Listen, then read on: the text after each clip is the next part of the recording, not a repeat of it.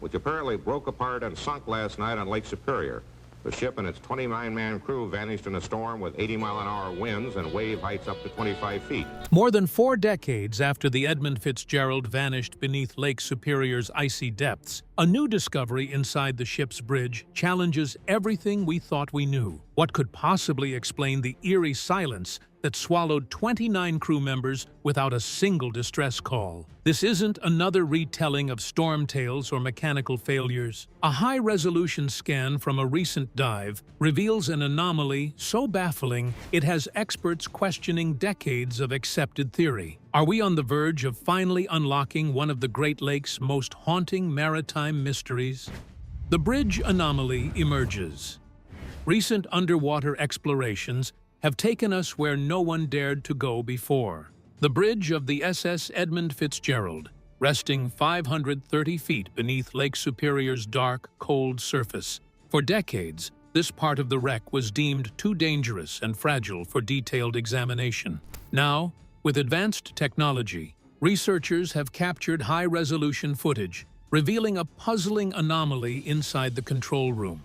What exactly lies behind this unexpected discovery remains unclear, but it challenges every established explanation about the ship's final hours. The anomaly isn't something minor, like typical corrosion or damage from the storm. Instead, it presents as a mysterious feature or condition that even seasoned marine investigators find baffling. It sits at the heart of the vessel's command center, the place where experienced Captain Ernest McSorley and his crew made decisions as the storm raged outside. This makes its presence all the more perplexing. Previous investigations focused heavily on known structural failures or environmental causes. They left significant questions unanswered, especially why the Fitzgerald sank so suddenly without any distress call. But this control room anomaly introduces a new layer of mystery that could explain the eerie silence captured that fateful November night. It hints at forces or events operating beyond the usual storm and human error narratives. Experts have speculated about what this anomaly could be, from unexpected mechanical failures to something that might have interfered with communication and navigation. Yet, none of these hypotheses can fully account for the strange data gathered during the recent dive. What was found could potentially rewrite parts of the Fitzgerald story, forcing everyone to rethink what truly happened underwater. The Discovery team used an Anomaly-assisted underwater drone, equipped with ultra-clear cameras and multi-beam sonar, mapping the wreck's bridge with millimeter accuracy. This technology allowed the identification not just of physical damage, but also of unusual patterns and distortions that had never been visible before. These findings hint at a systemic failure or disruption in the ship's control systems. While the hatch covers and hull damage have often been blamed, what's inside the bridge might hold the key to the ship's final moments. Unraveling this anomaly could explain why there was no call for help and why the ship disappeared so quietly despite the immense storm around it. It serves as a stark reminder that sometimes the most critical clues lie not in the visible wreckage, but in the less obvious, hidden places. This anomaly caught everyone off guard because it does not fit neatly into any known explanation for the sinking.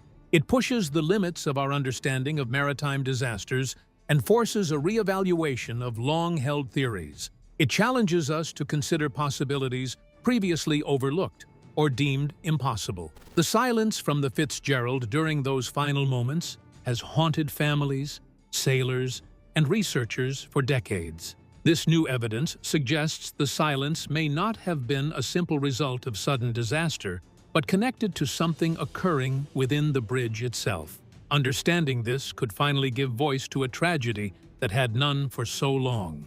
The answer lies somewhere in this submerged mystery, waiting to be revealed with each frame of footage and every analyzed data point. What was uncovered inside the bridge holds the promise of unlocking the truth after nearly 50 years in the dark.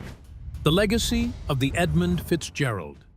When the Edmund Fitzgerald first slid into the waters in 1958, she was no ordinary ship. Built by the Great Lakes Engineering Works, and owned by Northwestern Mutual Life Insurance, she represented the pinnacle of American industrial strength. More than just a cargo carrier, the Fitzgerald earned a reputation as the Queen of the Great Lakes, admired for her impressive size and sleek design.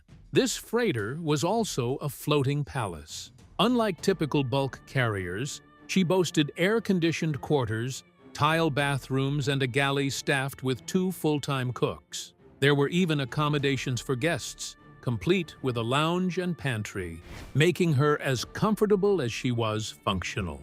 Such luxury was unheard of on Great Lakes freighters, setting the Fitzgerald apart from the start. Her all-welded hull eerie, a pioneering feature among Lakers, promised enhanced strength and durability. This design was intended to give her an edge in the harsh and unpredictable Great Lakes environment.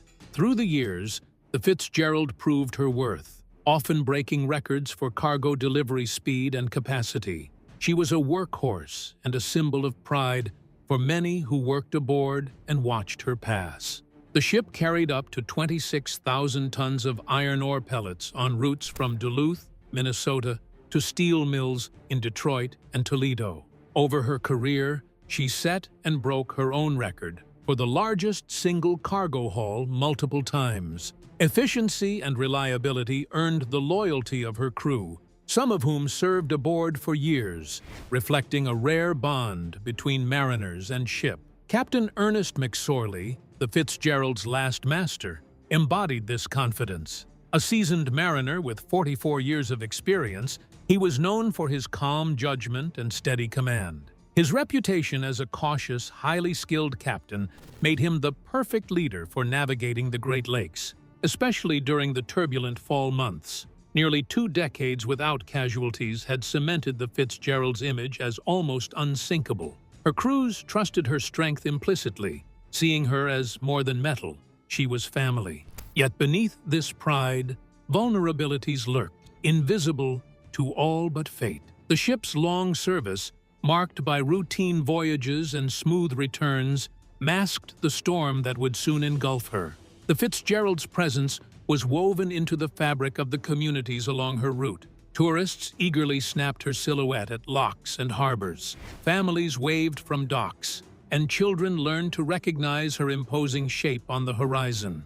The Canadian singer Gordon Lightfoot immortalized the ship's saga in song, adding a cultural legend to its industrial legacy. Despite her shining reputation, by 1975, the Fitzgerald's hull carried scars of years of hard labor. The wear and tear hinted at the relentless challenges faced on the Great Lakes. She was strong, but not invincible, and the line between strength and fragility was thinner than anyone wanted to admit. This is the ship that vanished in November 1975, a vessel admired and trusted, disappearing without warning in a storm that would forever alter the lore of the Great Lakes. The legacy of the Edmund Fitzgerald is not just one of power, but also of unanswered questions that still ripple through maritime history. The calm before the storm invited a sense of trust, but lurking dangers waited to be revealed. Captain Ernest McSorley and the crew. Captain Ernest McSorley was nearing the end of an illustrious career when he took command of the Edmund Fitzgerald for what was to be his final voyage. Known for his quiet demeanor and impeccable seamanship, McSorley was the kind of leader every crew member would want in a storm. His steady hand had guided vessels through fog, ice, and tempest over more than 4 decades. The crew shared this confidence in their captain and their ship. Experienced sailors, many had worked aboard the Fitzgerald for years, reinforcing a sense of stability and trust. They believed the ship was indestructible, and that Captain McSorley's calm leadership would see them safely through any challenge. This bond was crucial as they faced the unpredictable Great Lakes environment. The fall of 1975 was not expected to be extraordinary. Departing Superior, Wisconsin, on November 9th, the Fitzgerald was loaded with more than 26,000 tons of iron ore pellets bound for Detroit. It was a familiar trip, one completed hundreds of times before without incident. Yet, winter was tightening its grip. and warnings of worsening weather began to sound. Storm forecasts predicted headaches, but nothing alarming enough to delay the voyage. The crew remained focused on their routine work, unaware that a perfect storm was brewing. Captain McSorley kept close radio contact with the nearby freighter, the SS Arthur M. Anderson, a smaller but similarly seasoned ship also navigating the same waters. The ship Arthur M. Anderson pulled into Little Traverse Bay to wait out the worst of the weather. Throughout the afternoon of November 10th, the Fitzgerald endured punishing waves often exceeding 25 feet. These were no ordinary storm conditions, but something locals call the November Witch, where two powerful systems collide over Lake Superior to create a deadly weather bomb. Despite this, McSorley's voice sounded calm on the radio, reporting steady progress. But just after 3:30 in the afternoon, the mood shifted subtly with a report of damage. Fence rails down, vents lost, and a troubling list. The loss of the ship's radar further darkened the situation, leaving the Fitzgerald effectively blind. Still, Captain McSorley maintained control, relying on the Anderson for guidance toward the safety of Whitefish Bay, only 17 miles away. This calm before the ship vanished added to the haunting nature of the tragedy. The final recorded transmission came from McSorley, stating simply, "We are holding our own." There was no call for help, no frantic distress signal. Moments later, the Fitzgerald disappeared from radar, swallowed by the storm without a trace or cry. The crew's fate, sealed in that silence, remains one of the most chilling elements of the story. These men, seasoned professionals on a trusted vessel, met a sudden and total end that defied explanations for decades. The mystery of what happened on the bridge hours before the sinking continues to fuel speculation and investigation. Captain McSorley's legacy is that of a quiet hero, a man who faced the worst nature could throw with dignity and expertise. His calm under pressure resonates still, a stark contrast to the storm's sudden violence and the unexplained silence that followed. The crew's trust in him and the Fitzgerald speaks to a human story woven tightly into the cold steel and icy waves. The unsettling calm that preceded the Fitzgerald's disappearance sets the stage for the ferocity of the storm and the baffling mysteries that followed. The deadly November storm. As November 10th, 1975 approached, Lake Superior was brewing a storm unlike any before it, a tempest later dubbed the November Witch. This terrifying weather phenomenon occurs when two powerful storm systems collide, one cold and dry from Canada, the other warm and wet from the Gulf of Mexico. Over the relatively warmer lake water, they combined forces, creating a weather bomb that unleashed hurricane-force winds exceeding 70 miles per hour. Waves surged relentlessly, climbing well over 25 feet, battering vessels caught in their path with brutal intensity.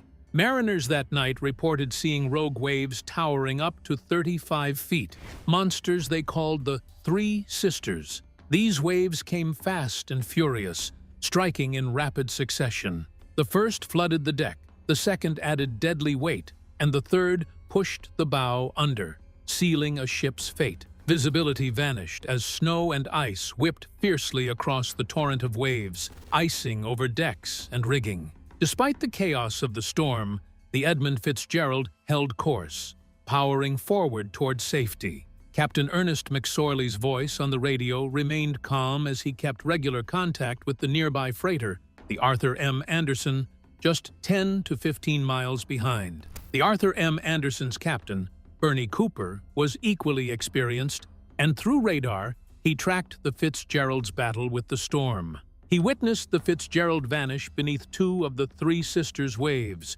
buried momentarily under the icy water before resurfacing. The sheer force of the tempest was unlike anything recorded in Great Lakes history. By mid-afternoon, Captain McSorley began reporting damage. Fence rails down, 2 vents lost or damaged, and a dangerous list developing. His radar was no longer operational, and with visibility 0, the Fitzgerald sailed blind, relying on the Anderson's guidance toward Whitefish Bay, only about 17 miles away. But the storm's merciless grip tightened. Wind screams grew louder, waves slammed harder, and ice continued to build on the deck, adding strain to an already battered frame. At 7:10 p.m., the Anderson's first mate radioed the Fitzgerald, asking a simple but haunting question. "How are you holding up?" McSorley answered calmly, "We are holding our own." Those would be the last words ever heard from the Fitzgerald. Moments after that final exchange, the Fitzgerald vanished from radar without warning. No distress call, no flares, no cries for help. A massive steel giant, 729 feet long, carried 29 men to their silent, watery grave. The Fitzgerald was swallowed whole by the storm, leaving only wreckage and a haunting silence behind. Search efforts launched immediately, but the violent storm reduced their effectiveness. Aircraft, ships, and helicopters combed the waters, recovering bits of debris, lifeboat fragments, and oily streaks, but no survivors. It was a heartbreaking and eerie puzzle, a ship that disappeared so utterly, without a trace or call for assistance. The storm's monstrous power was undeniable. It created conditions so extreme that even a vessel as strong and trusted as the Fitzgerald could be overwhelmed in an instant. Yet, despite this violent tempest, questions remained. How did such a renowned ship and a seasoned crew vanish so quietly within hours of reporting damage? Theories on the sinking. Almost 50 years ago to the day, the sinking of the SS Edmund Fitzgerald on Lake Superior. In the decades following the disaster, official investigations and experts have proposed four main theories attempting to explain the Fitzgerald's sudden sinking, though none could provide full answers to the enduring mystery. The first and most cited involves the ship's hatch covers. The Fitzgerald had 21 massive steel hatch covers secured by more than 1,400 clamps, all supposed to be tightly fastened by hand before each voyage. The United States Coast Guard's 1977 report suggested these clamps failed during the storm, allowing waves upwards of 30 feet to rip hatch covers loose. Water would have flooded the forward cargo holds, causing the bow to lose buoyancy and plunge downward. Families of the crew strongly contested this theory, arguing it implied negligence, which was inconsistent with the highly disciplined, meticulous Captain McSorley and his trusted crew. Investigations later revealed many of these clamps had been repaired unevenly or replaced piecemeal throughout the ship's 17-year life. It's possible the hatches simply could not form a proper seal, no matter how carefully locked. This hinted that mechanical failure might have played a role, but doubts persisted as the cause of such a catastrophic loss. The second theory focuses on the 6-fathom shoal, a notoriously shallow area near Caribou Island. Navigational charts here were notoriously unreliable, and Captain Cooper of the Anderson testified that the Fitzgerald came dangerously close to this underwater hazard. The suggestion is that the ship scraped or schooled her hull on the shoal, tearing a gash that allowed slow flooding for hours. This theory aligns with McSorley's radio report of damaged vents, a fence rail down, a list, and pump problems at 3:30 p.m. It argues that the Fitzgerald was wounded early, quietly taking on water long before the storm delivered the fatal blow.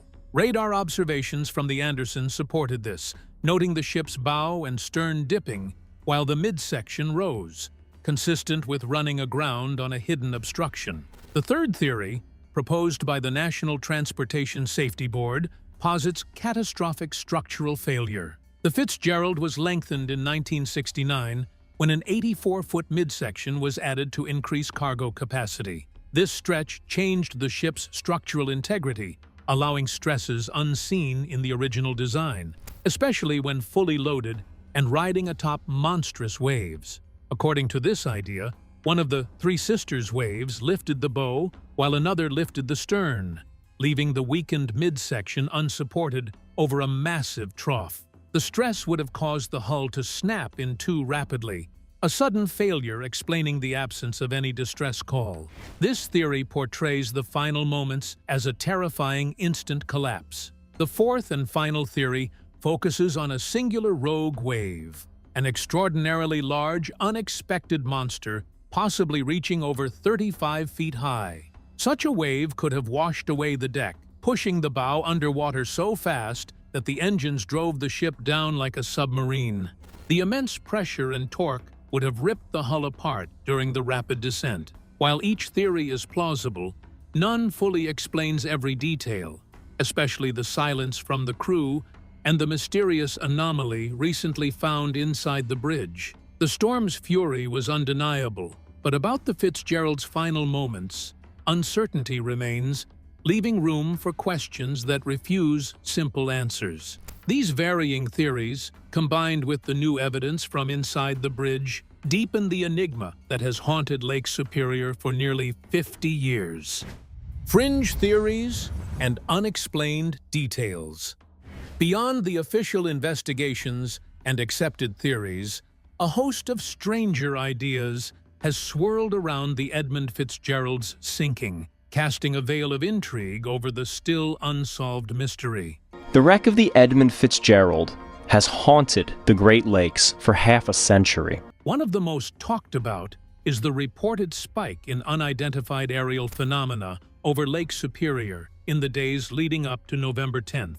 Pilots and ground observers in Canada described strange, fast-moving lights in the sky, unexplained and eerie sightings that coincided with the ship's disappearance. Captain Bernie Cooper of the Arthur M. Anderson, the Fitzgerald's companion vessel that night, reported the Fitzgerald vanished suddenly from radar, not fading or breaking apart, but simply gone, as if plucked from the water. Adding to the enigma is a widely circulated but unverified story of a man in Ontario listening to radio chatter who claimed to hear a crew member shout, "Don't let them on board," before the transmission ended abruptly. Whether true or folklore, it feeds the sense that something unusual, even otherworldly, may have played a role.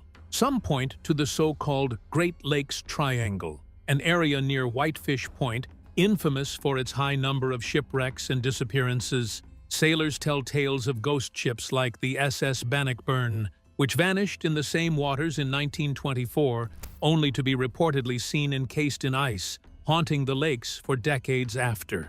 Nearby is the SS Kamloops, a vessel lost in 1927, whose crew's bodies were found perfectly preserved in their quarters, as if caught unaware by disaster.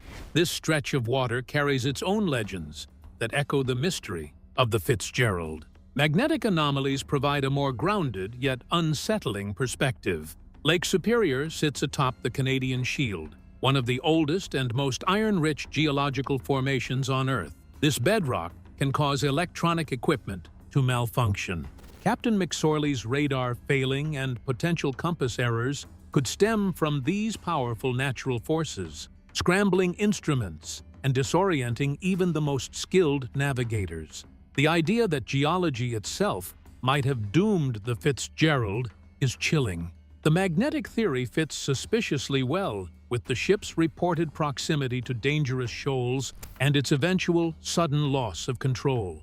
If instruments were compromised, the crew might have been unaware they were steering into danger until it was too late. This blend of science and mystery blurs the line between natural peril and inexplicable event. Then, there are tales of curses and bad luck, from the difficult, ominous launch marred by a bottle of champagne that refused to break to the deaths surrounding the ship's maiden voyage. Some believe the Fitzgerald was doomed from the start. Adding to this is the eerie connection between the Fitzgerald's namesake family and other ill-fated Great Lakes vessels, like the S.S. Carl D. Bradley, which snapped apart in Lake Michigan more than a decade later. Such stories weave a supernatural thread through the ship's history. While these fringe theories are often dismissed by experts, their persistence reveals how deeply the Fitzgerald's sinking resonates as more than a typical maritime tragedy.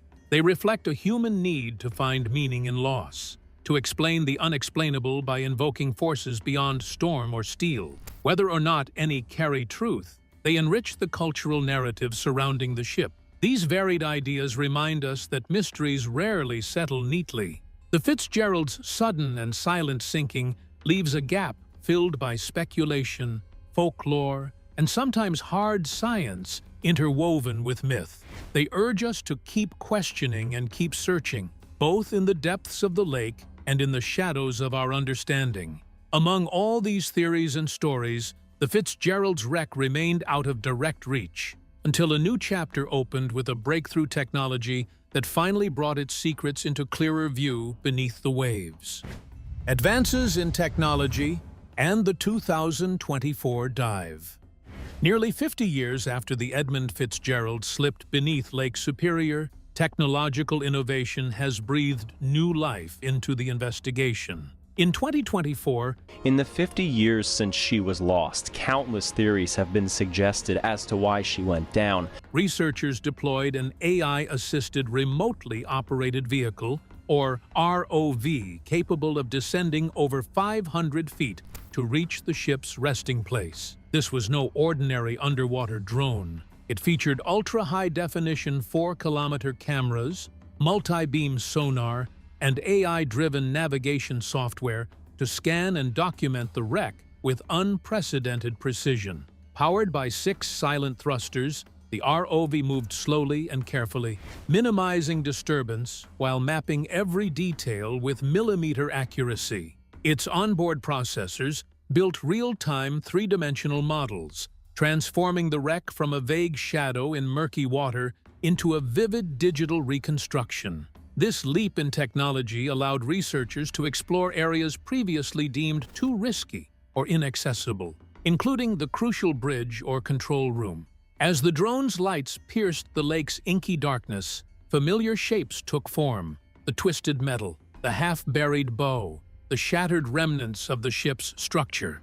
The sight was haunting, yet mesmerizing, a stark testament to the Fitzgerald's violent end. For the first time, investigators could analyze the wreck in fine detail, revisiting decades-old assumptions with fresh eyes. The ROV's AI-powered object recognition flagged hundreds of anomalies, but it was the hatch clamps that drew particular attention. Many were bent, broken, or missing entirely, pointing to a systemic mechanical failure rather than isolated damage. This finding lent partial support to the Coast Guard's earlier theory, while raising new questions about the ship's structural vulnerabilities. Yet the most groundbreaking discovery came from the control room footage, the heart of the mystery. The high-resolution images revealed the anomaly that had baffled experts, an irregularity that had escaped all previous searches.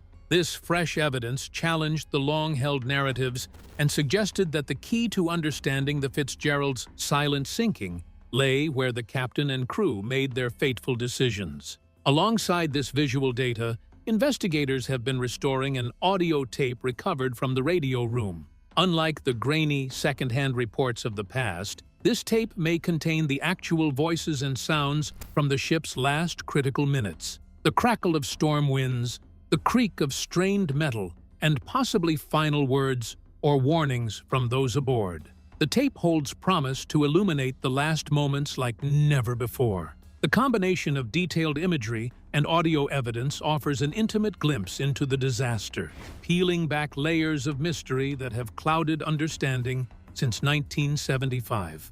It shows how advances in technology can turn what once seemed unknowable into a slowly unfolding story told by steel and sound beneath the waves. This technological breakthrough stands as a testament to human determination to seek truth, no matter how deeply it lies hidden or how long it takes to uncover. With each detailed scan and restored soundbite, the Fitzgerald speaks again, offering clues that may finally bring clarity to one of the Great Lakes' darkest maritime shadows. The merging of cutting-edge exploration and unresolved mystery creates a crossroads where science meets history, inviting us deeper into the enigmatic wreck that refuses to let go of its secrets. What the anomaly could mean. The anomaly uncovered inside the SS Edmund Fitzgerald's bridge represents more than just an unexpected detail. He wrote the wreck of the Edmund Fitzgerald as the story was still unfolding, with investigations still pending. It challenges the foundations of everything we believed about the ship's final moments. Found deep within the control room, this irregularity hints at a disruption or failure that standard investigations never accounted for. It suggests that the ship's last fight was not just against the storm, but potentially against forces within its own machinery or systems. This discovery invites us to reconsider the narrative of the Fitzgerald sinking not as a simple breakdown, but as a complex event shaped by hidden vulnerabilities. The fact that the anomaly lies precisely where the captain and crew made critical decisions points to a possible explanation for the eerie silence. Why no distress calls or final warnings were ever sent? Could something inside the bridge have incapacitated communications or navigation? If the control systems or instruments failed catastrophically, it would have left Captain McSorley and his experienced crew blind to the growing dangers. In a storm already pushing the ship to its limits, such a failure might have sealed the ship's fate in seconds. This would explain both the sudden disappearance from radar and the absence of a Mayday call, details that have puzzled experts for decades. The recent high-definition images and audio restoration efforts are beginning to outline a scenario where the Fitzgerald endured not only external forces, but also internal collapse. The systemic failure noted in the hatch, clamps, and structural stresses gains new context when paired with disruptions inside the bridge itself. Together, these elements weave a picture of a ship overwhelmed on all fronts simultaneously. Furthermore, the anomaly challenges the long-standing theory that the sinking was predominantly due to external factors like rogue waves or shoaling. Instead, it opens the door to the possibility of compound failures, both mechanical and human, coinciding in a deadly sequence. This nuanced understanding makes the tragedy even more profound, reflecting vulnerabilities hidden beneath a veneer of strength. The implications reach beyond just explaining the Fitzgerald's loss. They affect how maritime investigations approach similar disasters. The realization that critical failures can occur deep inside control rooms underscores the need for better monitoring and more sophisticated safety mechanisms on modern vessels. The Fitzgerald's tragedy thus serves as a somber lesson for the future of maritime safety. Experts are now cautiously optimistic that continued analysis of the bridge anomaly and the restored audio tape might reveal previously unheard details, possibly Captain McSorley's authentic last words or the crew's immediate reactions to unfolding disaster. Such findings could finally give voices to the men lost that night and fill the decades-long silence with facts. Yet, the anomaly also deepens the mystery. Its full nature remains elusive, and with the wreck lying in a dark, freezing void, access is limited. The Fitzgerald guards its secrets closely, as if waiting for the right moment or technology to allow a complete unraveling of the tragedy. Until then, every image and sound captured adds a new piece to a puzzle still far from complete. The SS Edmund Fitzgerald's sinking remains one of the greatest maritime mysteries, now illuminated by surprising new discoveries inside the ship's bridge. This anomaly challenges decades of assumptions and might finally bring answers to the silence that followed. If you found this story fascinating, please like and subscribe for more deep dives into history's most intriguing mysteries.